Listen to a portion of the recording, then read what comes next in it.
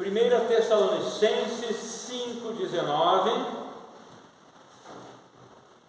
a importância do fogo do Espírito Santo. Não apagueis o Espírito. Ou, como está na King James, não apagueis o fogor do Espírito. Eu sei porque que vocês vieram ao culto hoje à noite. Eu anunciei essa mensagem, vocês querem ver fogo cair do céu. Mas como disse o irmão Luiz, de repente na churrasqueira, lá atrás pode ser, né? Apagar o Espírito é como apagar propositadamente o fogo que você faz ao ar livre no inverno. Nessa situação, o fogo é uma necessidade de sobrevivência. Está lá no inverno, está fora de casa, no campo, acampando, ou pescando, ou sei lá, você faz um fogo para te aquecer, o fogo vai te dar calor, o fogo vai iluminar também o local, no meio do mato, sem uma lanterna ou um fogo, não é fácil. O fogo também vai espantar certos animais não vão chegar perto por causa do fogo, então te dá certa segurança. Então o fogo é uma necessidade de sobrevivência.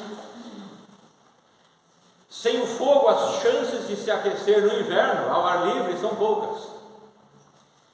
E apagar esse fogo de maneira proposital é um ato de loucura. No exército eles ensinam questões de sobrevivência na selva, questões aí com fogo. E imagina você tem aquele fogo lá, você acendeu ele com tanta dificuldade, e você pega um balde de água ali do rio e joga em cima do fogo. Apaguei o fogo. Aí que legal. Como é legal apagar o fogo e ver aquela fumacinha subir. E agora? Como acender um novo fogo? Aquele lá está tudo molhado. Então seria um ato de loucura, você necessitando de algo e apagar algo. A palavra apagar, no original, aqui no nosso versículo é não apagueis, o Espírito, no original significa extinguir, impedir, decepcionar, sufocar, retardar, atrasar, frustrar, ou seja, uma ação da minha parte que eu faço com que algo venha a falhar.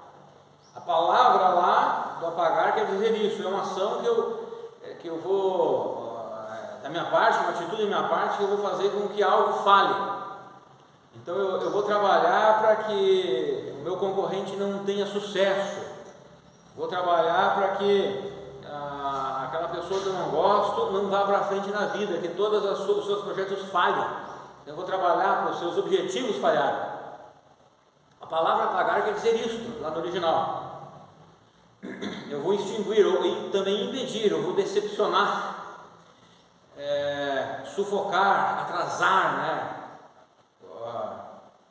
um conflito entre países, tentar atrasar o outro país até chegar ao objetivo dele, questões dentro de um país, questões políticas, atrasar um ou outro para que os partidos não cheguem ao seu propósito.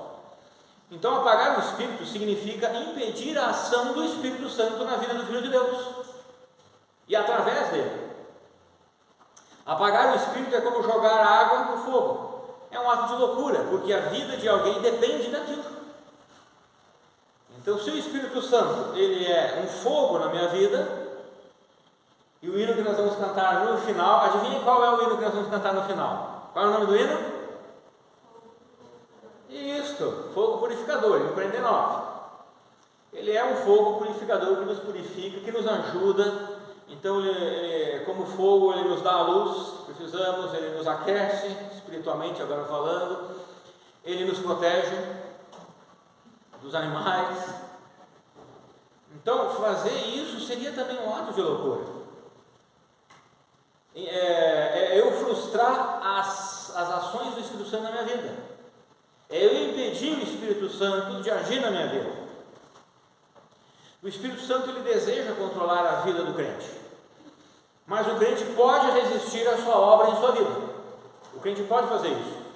O segredo para não apagarmos o Espírito Santo em nossas vidas é não resisti-lo, ou não reprimi-lo, porque nós temos a capacidade de abafar ou de extinguir o Espírito Santo em nossas vidas. E como nós fazemos isso? De forma bem simplória, dizendo não à sua vontade, expressa na palavra de Deus. Nós dizemos não, eu não quero, não vou fazer, e dizendo sim àquilo que desagrada ao Senhor. Então, quando alguém coloca a fé em Cristo, o Espírito Santo passa a habitar a vida daquela pessoa e torna a minha vida como um lugar santo, como nós vimos hoje pela manhã, separado para Deus. É um templo para Deus. O Alvord disse que o Espírito Santo está lá para nos ensinar, guiar, direcionar, convencer, mostrar o caminho para compreender as Escrituras, conceder paz, alegria e amor e transformar a nossa vida, nosso caráter e a nossa experiência. Quem não procura alegria? Quem não procura felicidade? Quem não procura paz? Quem não procura amor? Que crente que não procura ser direcionado pelas coisas de Deus? Mas se eu, como crente, estou apagando o Espírito, dizendo não para Ele, então eu não terei essa paz, essa alegria, esse amor, esse direcionamento em sua plenitude na minha vida. Um salvo recebe o Espírito Santo em sua vida. Na verdade, ele é batizado, ele é mergulhado no Espírito Santo. Ele é imergido no Espírito Santo. E o salvo, ele não consegue expulsar a presença da pessoa do Espírito Santo da sua vida. Uma vez salvo, salvo para sempre. Uma salvação é eterna. Eu, como salvo, não consigo expulsar o Espírito Santo da minha vida. Não consigo tirar ele da minha vida. A presença da pessoa do Espírito Santo da minha vida. Mas eu posso, como salvo, dizer ao Espírito Santo vários nãos, consecutivamente. Não, não, não, não. Eu posso fazer isso. Um filho de Deus, ele não pode eliminar por completo o amor, o zelo, a fé e a graça que o Espírito Santo concede a ele. Mas ele pode extinguir isso de uma forma que esse fogo fique só uma brasinha, uma fumacinha lá. Enfim, a ação do Espírito Santo na minha vida e na sua vida, nós não podemos extinguir isso por completo. Você já deve ter percebido, se você é salvo, você já deve ter percebido que quando você se afasta do Senhor, o Espírito Santo, ele está lá falando, está lá dizendo: volta, não vá por aí, se arrependa. Ele faz isso. É claro que existem outras passagens da Bíblia, como Hebreus capítulo 6, uma das passagens mais difíceis da Bíblia, que fala, que uma pessoa que conhece a Deus e de forma assim gravíssima e seríssima e permanente, essa pessoa, ela nega a Deus, ela não pode mais voltar a ser abençoada por Ele, voltar a ter o verdadeiro arrependimento, não da salvação, mas o arrependimento para voltar a ser abençoada por Ele. Mas o Espírito Santo está lá, se a pessoa é salva. Então nós não conseguimos como crentes tirar a presença da pessoa do Espírito Santo da minha vida. A gente não pode fazer, não consegue. Então quando eu estou lá pecando daquela forma, a presença do Espírito Santo continua em mim. O que eu estou fazendo é só impedindo o poder dele sobre a minha vida. Estou sufocando ele. Então eu posso amortecer todas essas questões na minha vida a ponto de ficar surdo à voz do Espírito Santo, quando eu vou dizendo não, não e não. John Gill comentou o seguinte: a luz da fé pode tornar-se fraca, e a chama do amor será apagada e esfriará. O calor do zelo pode se transformar em mornidão, indiferença de espírito, e a luz do conhecimento parece diminuir em vez de aumentar, e tudo isso cometendo algum pecado ou pecados, mantendo más companhias e negligenciando as ordenanças de Deus, a oração, a pregação e outras instituições do Evangelho. Interessante que no início da igreja, o Espírito Santo ele é representado, os irmãos lembram lá em Atos 2? Qual é a representação do Espírito Santo? Oi? Línguas de fogo. Como línguas de fogo, né? Melhor explicar assim. Agora, quando você lê a Bíblia e você encontra lá sobre fogo na Bíblia, são duas coisas que você vai encontrar sobre fogo. Uma é o Espírito Santo, o poder de Deus, e a outra é inferno, o que mais? Juízo, a justiça de Deus, o juízo de Deus, né? Condenação. Então, por isso que quando a gente fala sobre o fogo, nós precisamos cuidar para que a gente saiba com qual fogo que nós estamos falando, se é o do Espírito Santo ou se é o do juízo de Deus, né? E aí é um grande equívoco de algumas denominações, né, com relação a esse fogo. Algumas acabam então gostando desse fogo em termos da Bíblia lá e está falando do fogo do juízo de Deus, né? E é algo que não deveria. Então é interessante, né, que no início da igreja o Espírito Santo ele é representado por línguas de fogo, como de fogo. Então ele fala que era como de fogo, línguas como de fogo. E da mesma forma que o fogo pode fornecer luz e calor, o Espírito pode fornecer vida verdadeira aos filhos de Deus. Se é a palavra de Deus que nos guia, e o Espírito Santo é quem nos ajuda no desejo de buscar a orientação da palavra de Deus, e desejo de praticá-la, e é Ele quem nos dá entendimento, isto quer dizer que se estivermos abafando o Espírito Santo, estaremos longe da palavra, do desejo de conhecê-la e de praticá-la.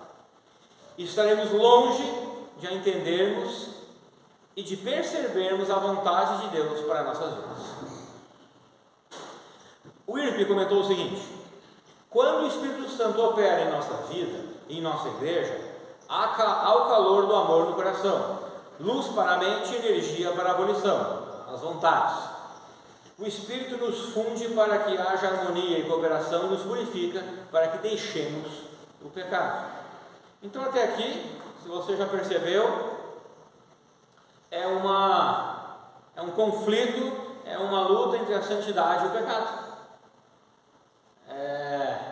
A chave está aqui, para que eu seja controlado pelo Espírito Santo, as minhas ações, meus pensamentos, minhas atitudes, minhas decisões sejam controladas pelo Espírito Santo, para que esse fogo então me ilumine, me aqueça e me dê segurança. Eu preciso ir deixando mais e mais o meu pecado. A 1 Timóteo capítulo 1, versículo 6 diz assim: por esse motivo, uma vez mais quero encorajar-te, que reavives o dom de Deus que há em ti mediante a imposição das minhas mãos. Paulo escrevendo ao jovem Timóteo, reavivar, ele fala ali, eu encorajo que reavives o dom de Deus que habita em ti. Isso faz parte do Espírito Santo, que distribui dons à sua igreja.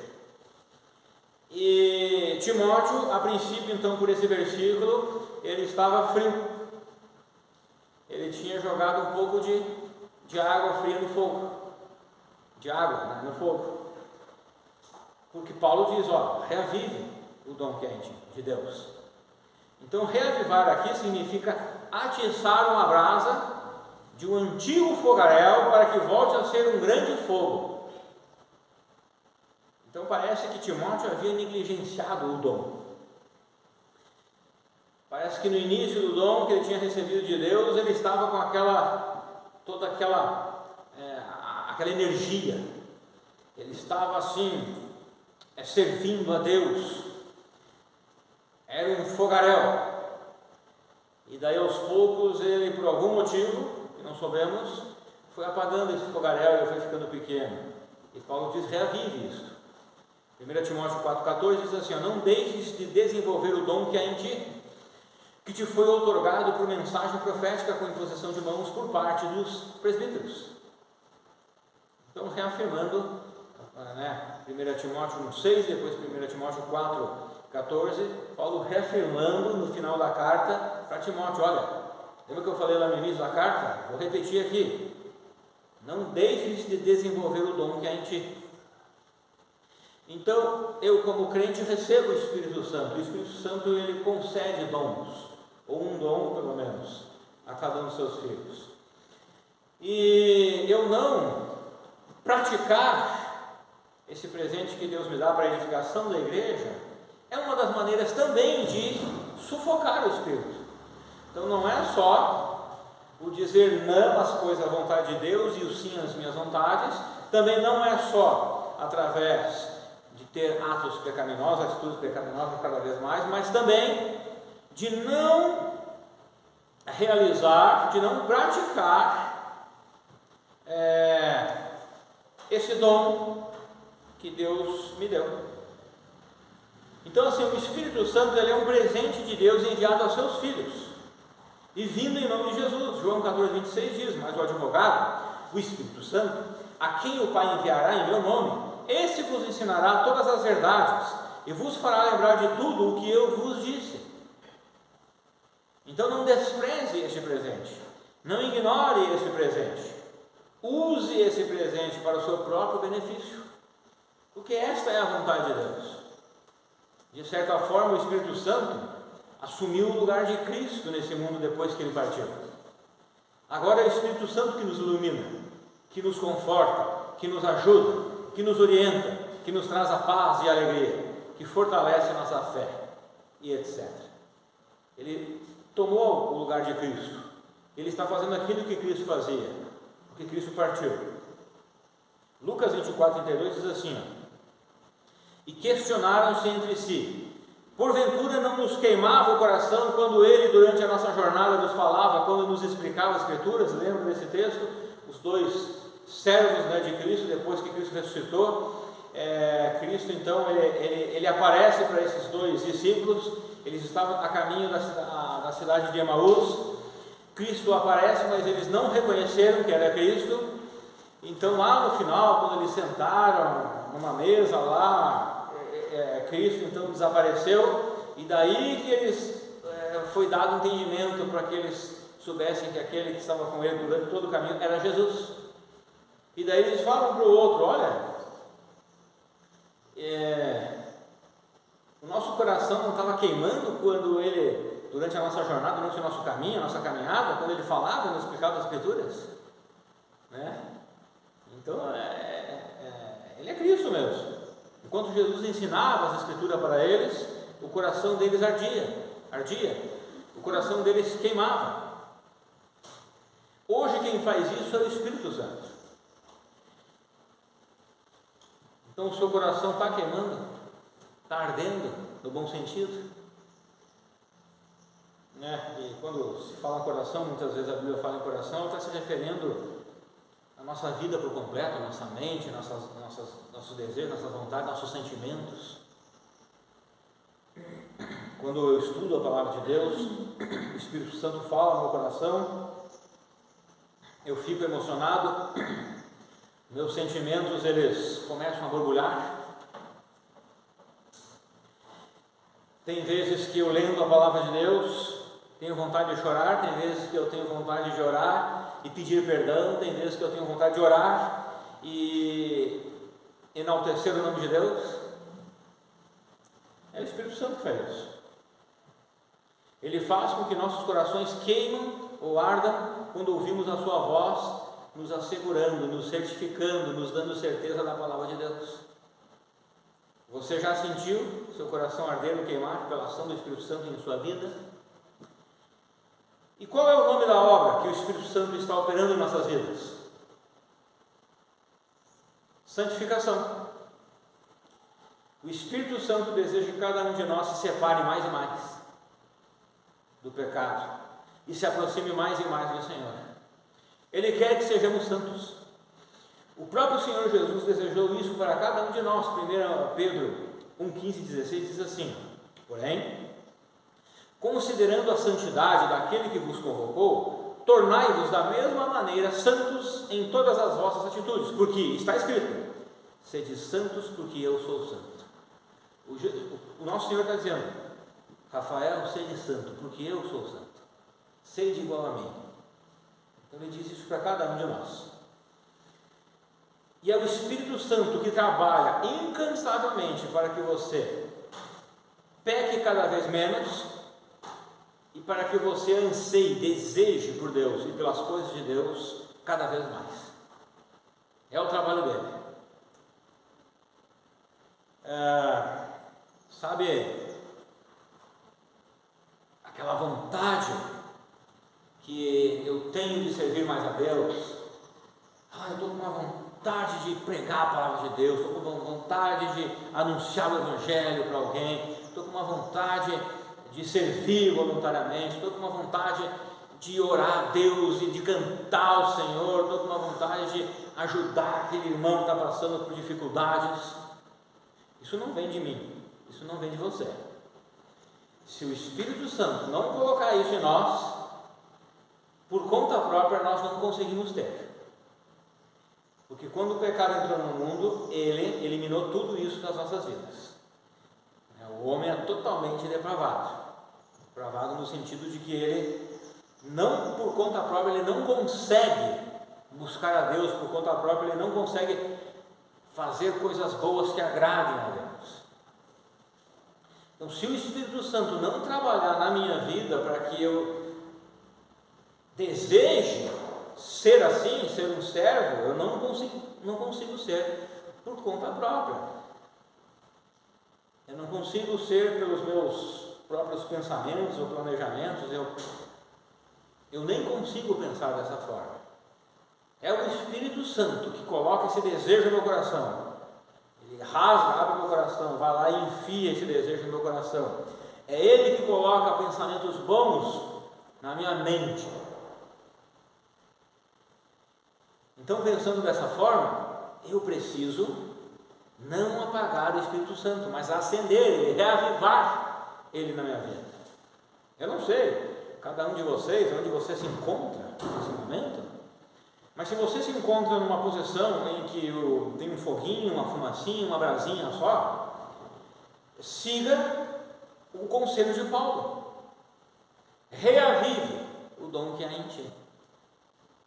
E olha o que Paulo falou para Timóteo: você deve reavivar.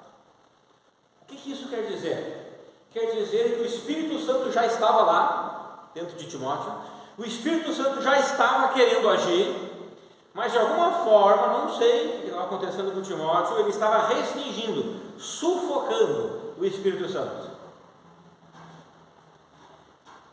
Então Timóteo precisava dar liberdade ao Espírito Santo, convidar o Espírito Santo, dizer ao Espírito Santo que ele era bem-vindo, dar ao Espírito Santo a autorização para que ele agisse na sua vida. Não que nós temos poder para dizer se Deus, o que ele pode ou não pode fazer, mas é que Deus, como ele não vai forçar as coisas nas nossas vidas, nós precisamos dar essa autorização, porque Deus tem poder para ele fazer o que ele quiser. Se ele quiser, ele faz sem autorização o que ele bem entender em nossas vidas, e nós não temos direito nenhum de reclamar. Ele tem todo o direito do mundo, mas diante das suas grandes misericórdias, Deus age dessa forma. Apagar o Espírito significa você trabalhar contra a vontade de Deus para a sua vida. Então imagina a cena: um caminhão da prefeitura para em certo lugar, e lá naquele lugar tem um monte de terra. Eles devem pegar aquela terra, colocar no caminhão e levar para um aterro. E daí tem um motorista e mais um ajudante. Os dois saem, cada um com uma pá. Então um fica em cima do caminhão para arrumar a terra e o outro fica embaixo jogando a terra para cima. Agora você imagina assim: esse que está embaixo, ele pega a terra, joga, e o que está em cima pega de volta a terra e joga para baixo. Imagina uma cena cômico, né? Essa cena aconteceu. Um dos meus professores lá de São Paulo, ele viu essa cena e ele ficou tão indignado que ele parou o carro lugar lá correto, e foi lá ele disse: eu vou chamar a atenção deles, eu estou pagando meus impostos. Quando ele chegou lá, ele viu que um estava tirando a terra ruim e o outro estava jogando a terra boa lá, com uns negócios lá para tampar o buraco. Ele chegou assim e viu: não vou chamar atenção, né?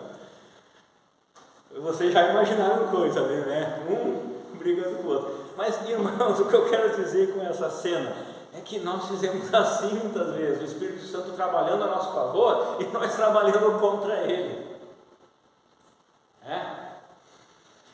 Então, assim, apagar o Espírito significa eu trabalhar contra a vontade de Deus para a minha vida, a vontade boa de Deus. Romanos 12, 1 e 2 diz que a vontade de Deus para a minha vida é boa e agradável, não é ruim. Significa você agir de tal forma que você atrase em sua vida os planos de Deus para você, ou que falhe em sua vida o processo de santificação. Você age de forma a minar, a prejudicar e a sabotar o trabalho de Deus em sua vida, ou eu.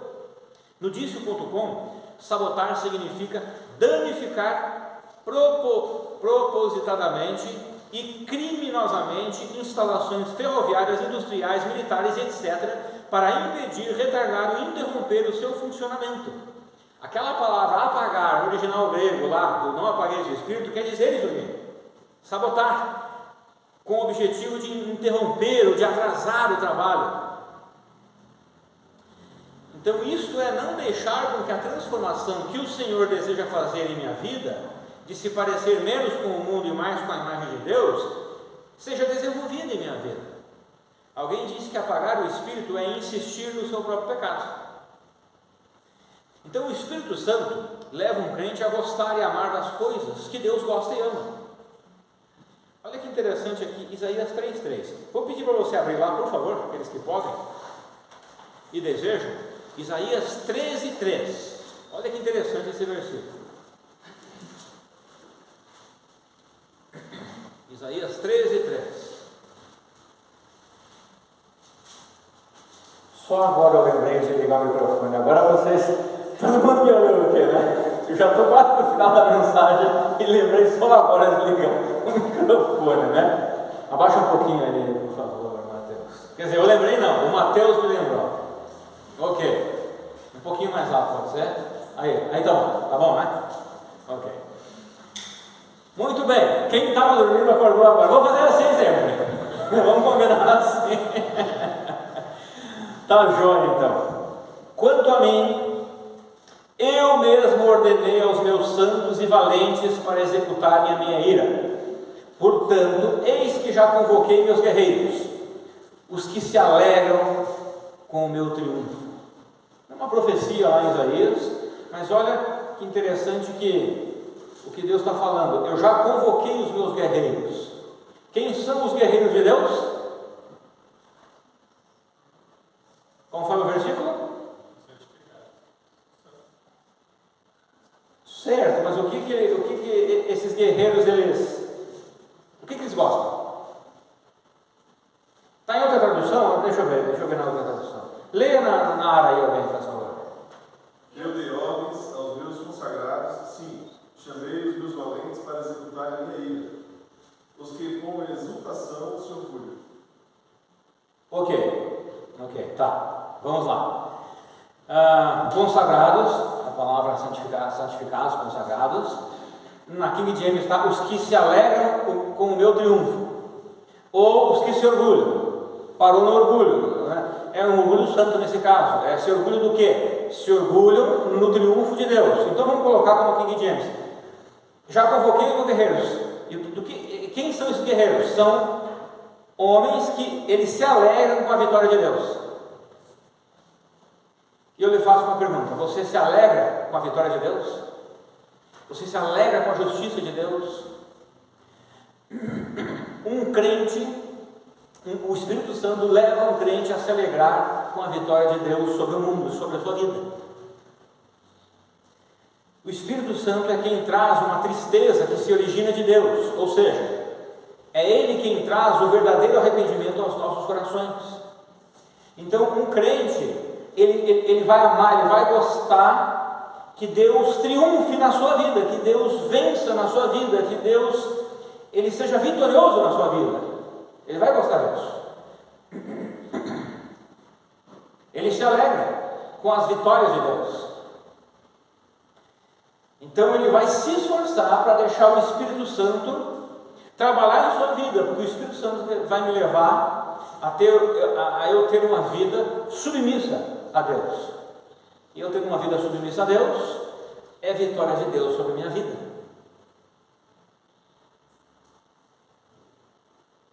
Duas outras traduções dizem o seguinte: naquele versículo lá que nós lemos, por exemplo, vamos lá, não apagueis o fulgor do Espírito, King James atualizada, ARA, a revista atualizada, não apagueis o Espírito, e agora eu vou ler em outras duas traduções, que uma é a NLT, não sufoque o Espírito Santo.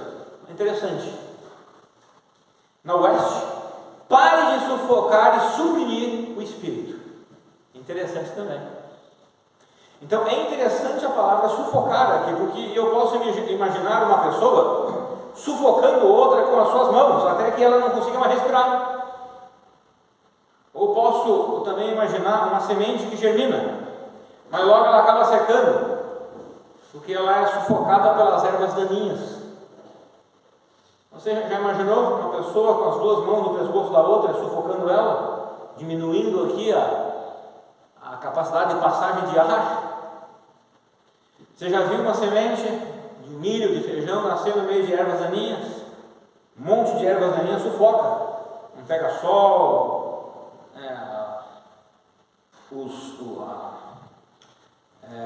os minerais ali, as ervas daninhas pegam tudo para ela e não sobra para o milho, para o feijão.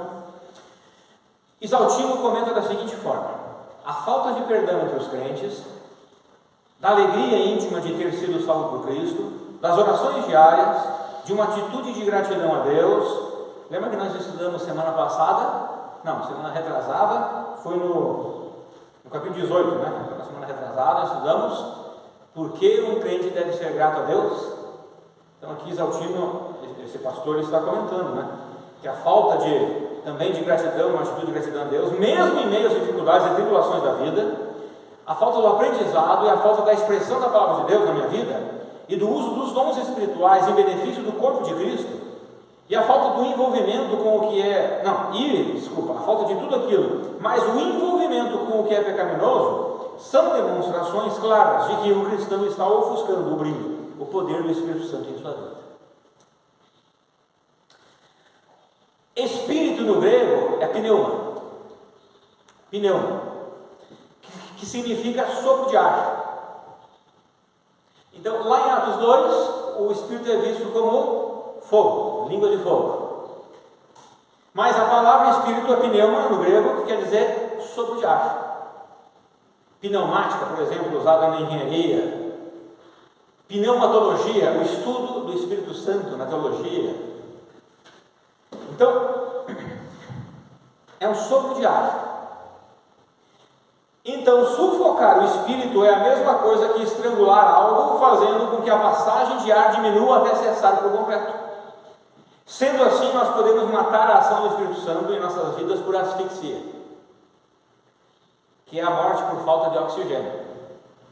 Em nosso caso, é uma morte espiritual por falta do controle do Espírito Santo em nossas vidas. Nós podemos sufocar, estrangular o controle do Espírito Santo na minha vida, e posso morrer de asfixia espiritual. Então nós podemos apagar o Espírito deixando ele triste, com nossas atitudes, práticas e pensamentos que não agradam a Deus. Nós podemos ofender o Espírito Santo quando somos rebeldes em fazer algo que desagrade a Deus. Nós podemos resistir ao Espírito Santo e não fazer algo que deveríamos fazer.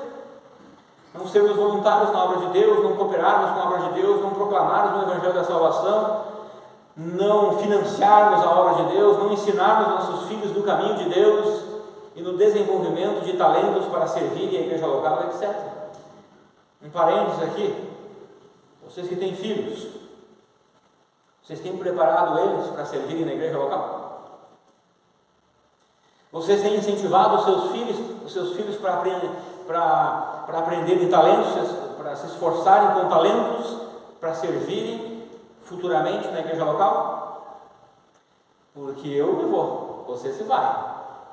E quem ficará para a próxima geração na igreja? Para tocar um piano, tocar um instrumento, para pregar, para trabalhar com as crianças, para evangelizar. Se eu preparar os meus filhos somente para esse mundo, na igreja eu não tenho ninguém preparado com talentos. Lembra que talento e dom é diferente, tá? Talento eu posso nascer com ele, porque Deus quis assim. Ou eu posso desenvolver ele. Eu, por exemplo, fazem milhares de anos que tento desenvolver o talento da música e não consigo, tá? Mas tudo bem, lá no céu vai mudar. Mas tem uns que nascem com certo talento, não é verdade? E tem uns que desenvolvem aquele talento. É melhor nascer com ele do que desenvolver, né? Porque desenvolver dá trabalho, mas dá para desenvolver. Dom é diferente. O talento você pode usar para a igreja e fora da igreja. O dom não, o dom é só para a edificação na igreja, e para a igreja, e para a evangelização do mundo. Os dons que são dons espirituais. Então, nesse parênteses que eu abro aqui, nós precisamos, eu lembro que anos atrás a gente estudou muito sobre a criação de filhos, né? Vamos voltar um pouco também. Você tem preparado os seus filhos para servirem na igreja local, a sua igreja amanhã? Ok, fecha o parênteses. Irmãos, um dia a conta chegará. Um dia a infidelidade do crente será exposta. Um dia a falta de deixar o Espírito Santo controlar a vida do crente será revelada em algum pecado vergonhoso ou na escravidão de algum vício. Nesse mundo, pagamos o preço por tudo, menos pela salvação. A salvação quem pagou foi Cristo.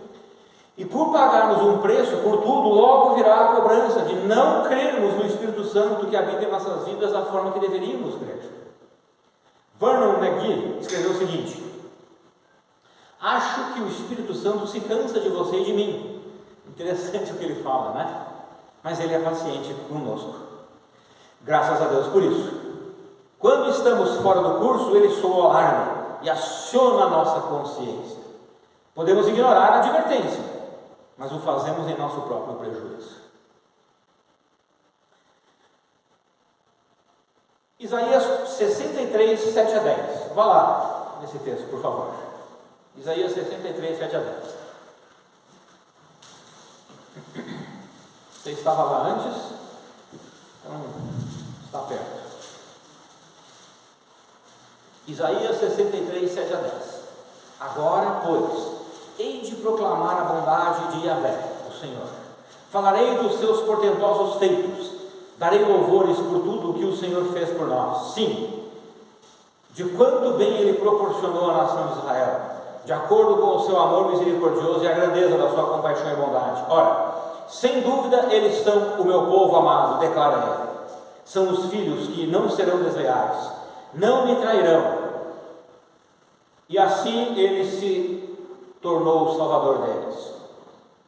Em todas as agruras e crises do seu povo, Ele também se afligiu, e o anjo da sua presença o salvou. Em sua extrema compaixão e em seu amor misericordioso, Ele os resgatou. Foi Ele que sempre os acompanhou e os conduziu nos tempos passados. Vocês viram que maravilhoso até o versículo 9 aqui? Que cena maravilhosa. Olha, os meus filhos que eu abençoo, eles não serão desleais contra mim, eles nunca vão falhar contra mim, eles vão ficar fiéis contra mim para sempre. Eu estarei com eles, eu vou ajudar eles, vou salvar eles, eu vou estar com eles quando eles passarem por dificuldades. Mas o que o versículo 10 diz? Mas eles se rebelaram, eles magoaram o Espírito Santo. Foi então que ele teve que agir como inimigo deles e lutou pessoalmente contra eles. Eu posso magoar o Espírito Santo. Esse texto fala do povo israelita que tinha o Espírito Santo, mas eles se rebelaram contra o Espírito Santo, ofendendo e magoando. E por isso o Espírito Santo não era mais amigo daquele povo. Ele teve que trabalhar contra o inimigo deles, como um inimigo deles. Imagina isso, irmãos. O Espírito Santo, ele quer trabalhar na minha vida como um amigo, para me ajudar. Esse texto de Isaías combina com o texto de Hebreus 6, que diz que aquele que experimentou a boa e agradável vontade de Deus, aquele que experimentou as profecias do futuro, o Espírito Santo, foi iluminado e apostatou da fé, não tem mais como retornar, voltar atrás, ter arrependimento. Não é da salvação, ele é salvo para sempre. Mas não tem mais como ele ter uma vida de bênção perante Deus novamente, pela apostasia que ele... Eu não estou falando de coisa simples, porque lembra o que Vernon fala? Eu penso que o Espírito Santo cansa de mim e de você, mas ele é muito paciente.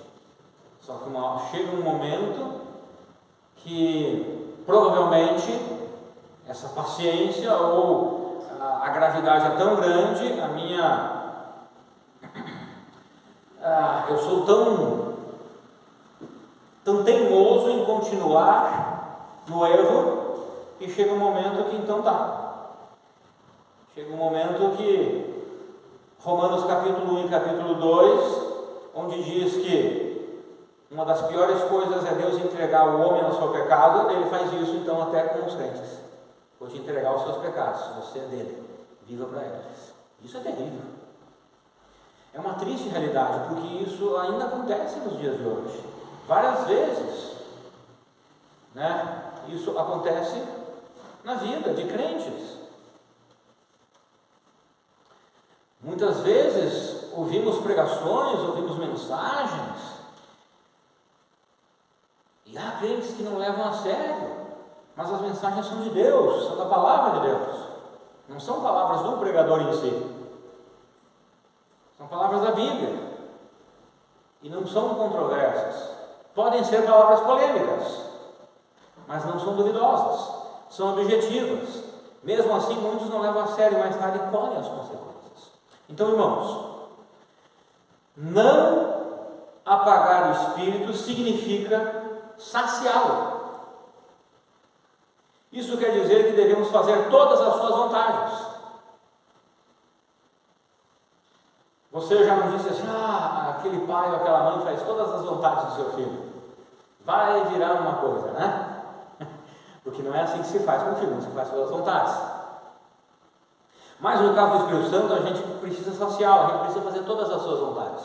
É diferente. Isso quer dizer que devemos fazer tudo o que ele nos pede. É como matar a sede. Saciamos com muita água fresca, né, ou gelada. Precisamos satisfazer, precisamos fartar o Espírito Santo com atitudes e práticas e pensamentos que lhe deixem alegre, que lhe deixem feliz, que lhe deixem satisfeito. Porque ele já habita na minha vida. Então, eu preciso tirar minhas duas mãos do pescoço e parar de sufocar o Espírito Santo. E para isso, eu preciso da ajuda do próprio Espírito Santo. Então vá a Deus e diga: Senhor Deus, me ajuda, para que eu não sufoque mais o Espírito Santo, para que eu não apague mais, para que eu não extingua mais o Espírito Santo. Amém? Muito bem, vamos cantar o hino. Então, o hino 49, Fogo Purificador. E vocês viram que em todo esse texto aqui, ter o Espírito Santo não é algo extravagante, né? Não é algo, uma loucura, não é algo de outro mundo.